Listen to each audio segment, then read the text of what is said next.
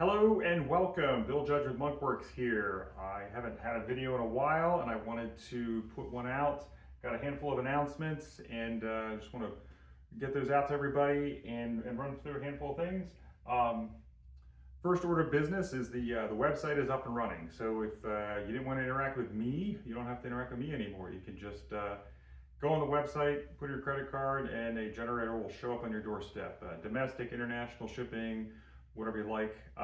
And also, you can still pay via Zelle or pay by check and get free shipping within the US. So, website's up and running. And 2023 was a really good year for Monkworks. Lots and lots of customers, lots of happy people with the generator running in their aircraft.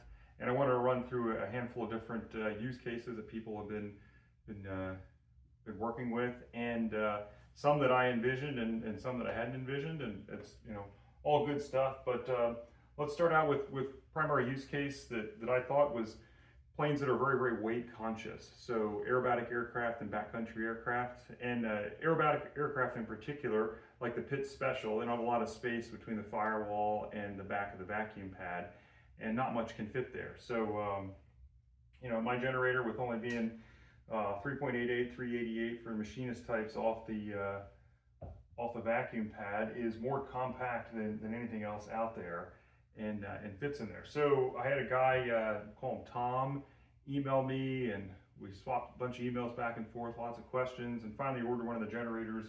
And I got an email from him a couple weeks after he got his generator.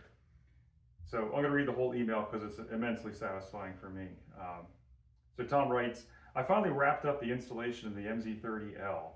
I took it out today and gave it a good checkout. The MZ30L works perfectly. It's so nice to see a 15 amp output at low RPM. No more anxiety after draining a battery during a hot start and sweating it out as they wait in a long line of planes for takeoff. Probably the best $1,000 I've ever spent on this plane. And I dumped the boat anchor, redacted, on some poor sucker on eBay for a lot more than I expected. So very happy for Tom that he's using my gadget for something that's satisfying and rewarding for him. And apologies to the poor sucker on eBay that bought his old solution. And anyhow, just wanted to pass that along. And then a couple weeks later, I get another email. And this one, the subject line is just wow.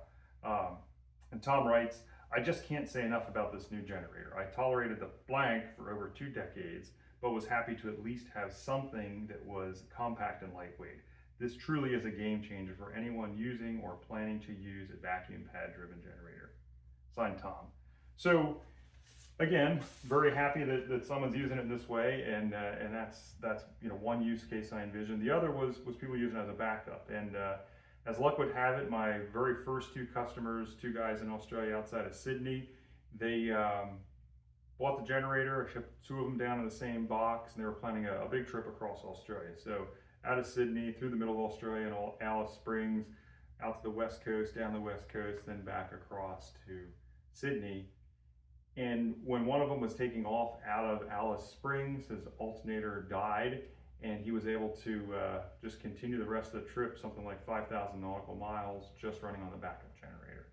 And obviously, if you're in that kind of mode, you want to consider how much risk you want to take on of being stuck somewhere when you're running on a backup or being IFR and things like that. But it gave him a limp home capability, and for me, that's immensely satisfying. That's exactly what I intended this generator to be, was a backup that's good enough to get you home in the event that happens. And a local guy here was coming back from Oshkosh, coming through Kansas City, and the second time this happened to him, his alternator failed. The first time it was a internal failure. This time it was an external failure where the cable coming off the ring terminal had worked to the extent that it failed, stopped getting power, but he didn't even have to stop, didn't have to pull a cowling, didn't have to do anything. The Monkworks generator was able to drive his electrical system, and he's able to get home with no fuss, no muss. So super satisfying for me to see people using the generator in ways that I intended. Now, a way of using it that I hadn't even dreamed up before was came out of a topic that's mixed for a lot of us, I think. Reno is is done. 2023 was the last year for the Reno Air Races, and for me, I've always had some kind of involvement in Reno since 2009. I went as a spectator then, went for a bunch of subsequent years. Finally, in 2017, I started helping out with Race 24 sport class airplane.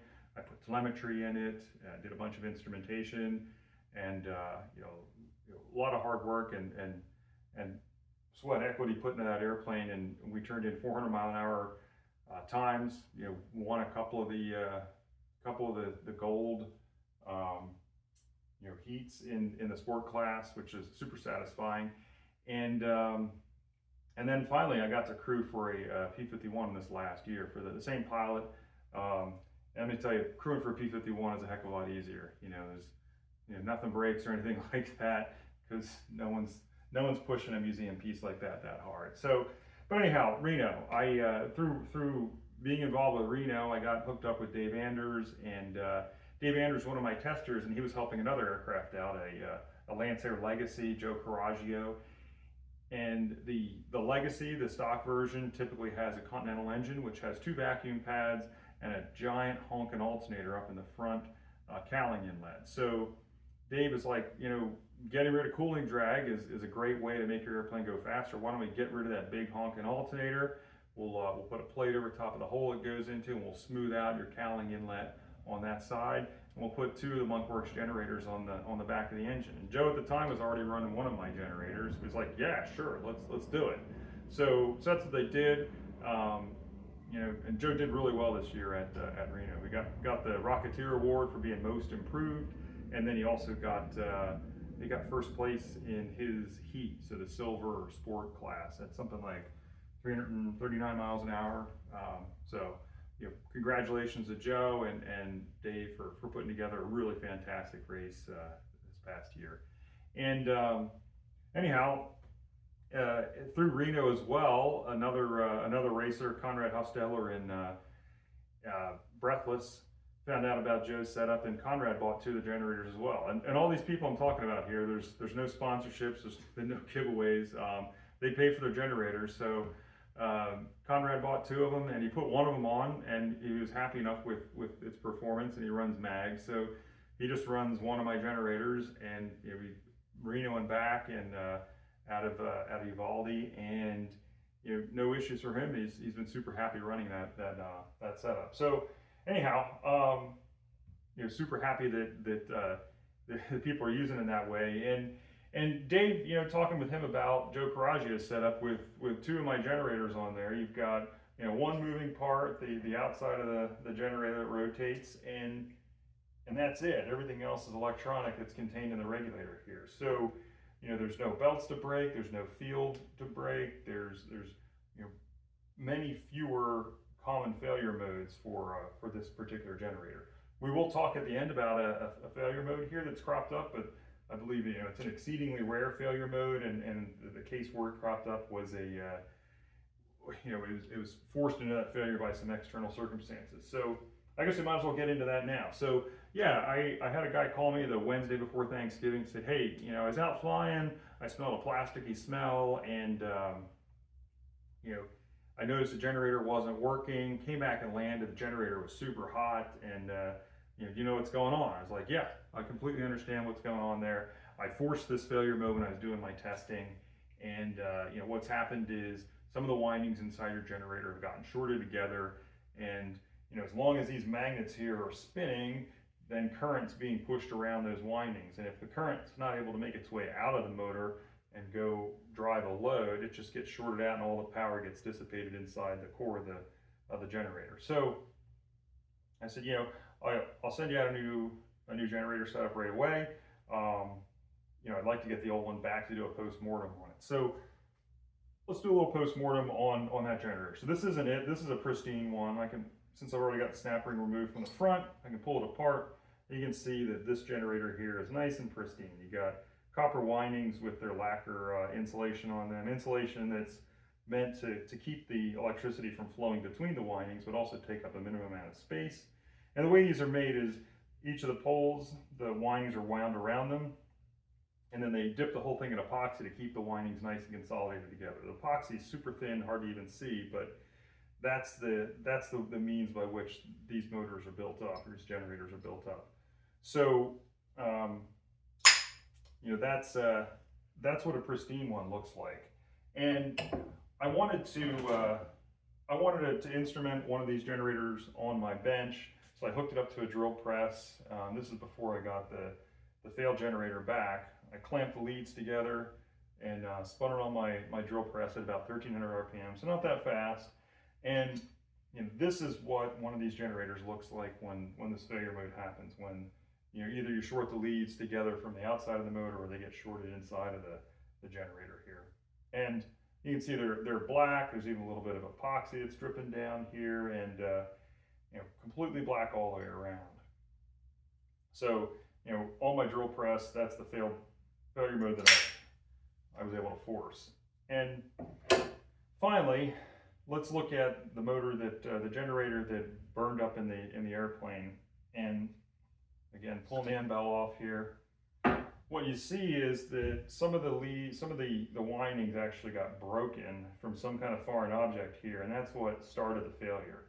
And you can tell that the windings that were broken never got that hot, because they're not black like the other windings that got hot. So this generator had some kind of external stimulus that got in there, a screw or something got in here and mashed those windings together, shorted them out. And again, the magnets are still moving, pushing current around the windings, and that is game over for one of these, because all the energy gets dissipated inside the core of the generator and gets really hot. The failure cascades by melting all of the insulation off the windings, and then continuing to short to other nearby windings. And you would think that would go on forever, but in fact it doesn't. What happens here is the magnets that are in the end bell here that rotate, these magnets get degraded by heat. Okay, so the hotter they get, once you get to about 300 degrees Fahrenheit, 150 Celsius, these magnets start to degrade substantially, and at around 380 degrees they're not magnets at all. So that's the limiting factor here, is the fact that these end up getting hot in one of those circumstances, and then you don't have any generation capability when those are no longer magnets.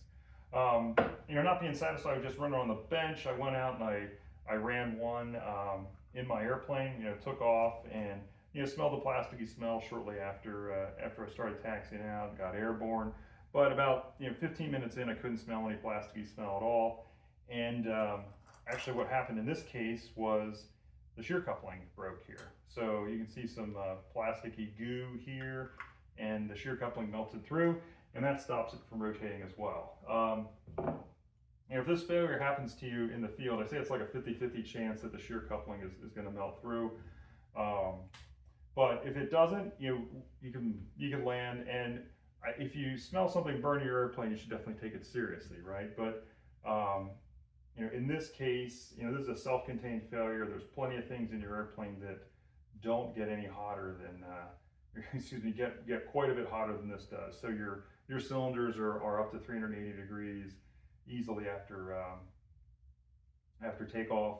Maybe higher. Your exhaust is up over 1,000 degrees easily. So lots of things on your calendar are going to get way hotter than this does when this is in this extremely rare failure mode. Again, like I said, this one that failed in the field, something got in here and broke the windings, and these others, I shorted the leads together. I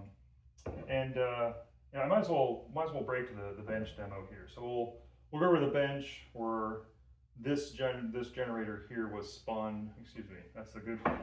This generator was spun until it failed, and you'll see how the outside goes up to about 150 C, and then about 380 degrees is what I measure on the mount of the motor here. So let's cut to the bench. We're going to get started with the bench demo here. This is just a recording I stitched together between an infrared camera and a visible camera. So we're going to start out with the infrared camera here. I did a quick test, so it's already up at about 32°C, which isn't very warm. It's, a little more than room temperature, but not quite body temperature. And then you can also see I've got a I've got a fluke voltmeter here set, and it's showing 31 Celsius. So temperatures are pretty well matched. One thing I'll notice is that the outside of the generator where the magnets are is going to get a lot hotter than the rest of it, a lot quicker. But they will actually even out toward the end here. And so the generic setup is, you can see the chuck from the drill press here, generator, got a piece of angle holding it. These are the leads. You see leads get a little bit warm as well in the infrared here. Um, okay, you can see the clock here is really just from about when the generator started being spun. You can see it's getting warmer pretty quickly here. Um, the thermocouple doesn't quite move as quickly though. You'll see it lags behind quite a bit, and so the thermocouple is stuffed in here to the back, where the generator would mount into the back of the adapter that adapts to your vacuum pad. Um, so again, it's getting pretty hot pretty quickly, and I want to stress that it's never a bad thing to go land your airplane, but I don't want anybody landing their airplane in a field or having a forced landing because of this issue. I'm trying to give you as many indicators as possible and let you understand what's going on here. I just reached in and changed the voltmeter over to Fahrenheit now. So this thing is showing 212 degrees or more because it's in Celsius, and this one's in Fahrenheit now. Um, don't actually have the ability to change this temperature post, but anyhow, you see the temps are ramping up pretty quickly here, and eventually the outside of the generator, you'll see it's getting more and more red. You can see the leads are getting a little bit warm from the current running through them because I just have the leads shorted together over here. Um, and it's going to max out at 150 C here. Then I'll switch over to the visible after that happens. Um, and from the visible, you'll be able to see a little bit of smoke coming out of the back as well, and that's what you might end up smelling. Um, and yeah, we'll move forward a little bit here. Go to maybe about here. Um, so there we bang out at 100, topped at 150 C. Let me go back. Just 150 C, 148 C is where my thermal camera maxed out, and then you can see the thermocouple here. This is Fahrenheit again, so 157 Fahrenheit. It's lagging way behind.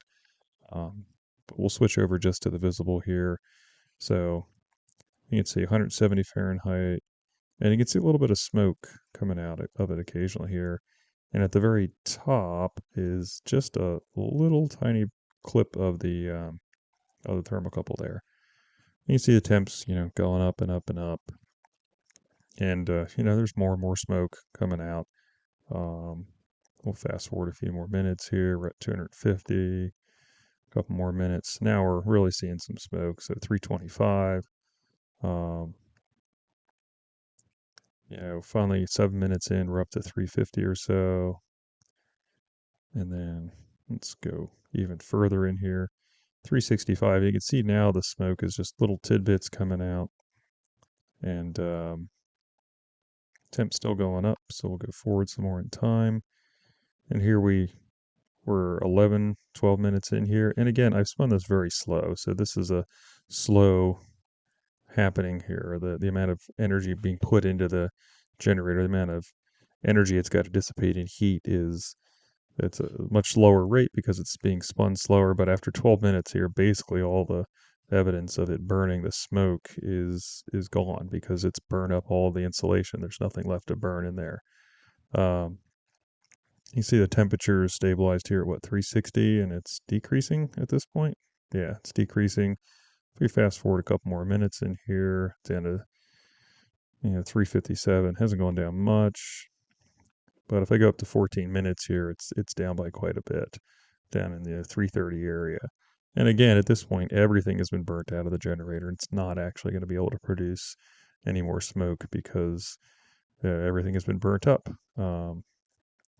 So keep moving forward, and it settles in 330, 340. Keep moving along. Yeah, that's about where it settles in for most of this run.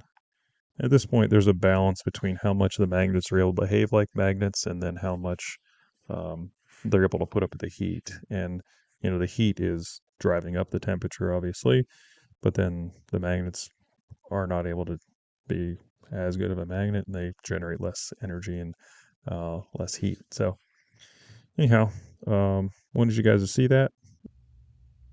Okay, and from that bench demo, you can see there's some smoke that comes out of it, and that's obviously not not desirable. And if you've done a really good job of sealing up your engine compartment, you're not going to smell any of that. But in the event that you do smell it, and you notice the generator's not working, you have a pretty good indication that this is the culprit for that smell. And you don't need to go land in a field immediately. What's happening is the generator has experienced this kind of failure. So, again, super rare failure here. The one that I've seen fail in the field had some external stimulus, and these other ones that I forced to failed because I shorted the leads together. After about 15 minutes of running, everything is burnt out of the inside of the generator, and there's nothing left to smell. So the smell will go away, in relatively short order. And after thinking about this failure for a couple days, I emailed all my customers and said, hey, this failure has happened, and I want you guys to be aware of it. Here are the things to look for. And I also offered up a firmware upgrade. So there's a status indicator that's pin 2 on the regulator here on the output side, and that pin 2 becomes a ground in the event that the regulator is active. And it also is a ground and then open on a 1-second cycle if the regulator is active, but not be able to maintain 14 volts or above. So if the regulator is struggling, it flashes on a 2-second cycle, 1 second on, 1 second off, 1 second on, 1 second off. If you were to attach an LED to that and attach the other end of the LED to your bus with an appropriately sized series resistor.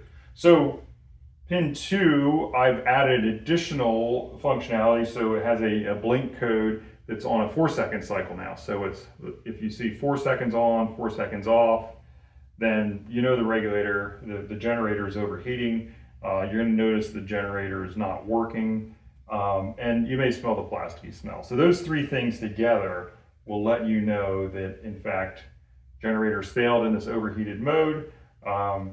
It's not a concern. You don't need to go land in a field immediately, but it's never a bad idea to go land.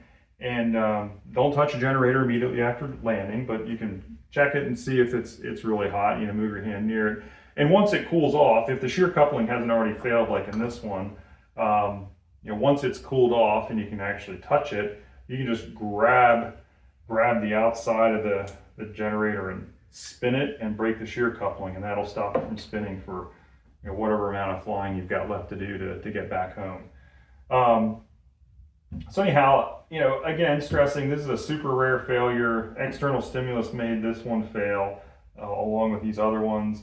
And I don't want anybody thinking that this is going to cause a fire or anything like that. It's super rare. The temperatures that it will experience are all well beneath the structural limits of the materials used here, which is aluminum and steel, and well below the temperatures you also see underneath your cowling on a regular basis. So I think that's really it. Again, super happy with 2023. Happy New Year! Got a new shirt, new hat, and I'm looking forward to an excellent 2024. If you've been looking to buy one of these, I got more and more history running them in the field, and lots and lots of happy customers, and I just wanted to share all that with you. So if you got any questions about how it works, how to install it, all that kind of stuff, there's videos off the website, there's videos on the YouTube channel, and I'm always happy to answer questions. So please give us a call, and we'll be here. I hope I hear from you. Take care. Thanks.